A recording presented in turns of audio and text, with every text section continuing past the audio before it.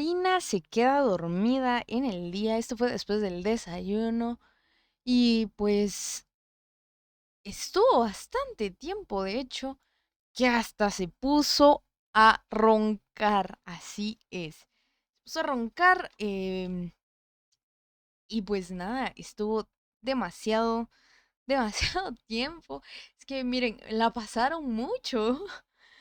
Te quedas como, hey Karina, por favor, despiértate o algo por el estilo. Y pues nadie llegaba como a despertarla o no cambiaban simplemente la vista de ella, pues por ahí.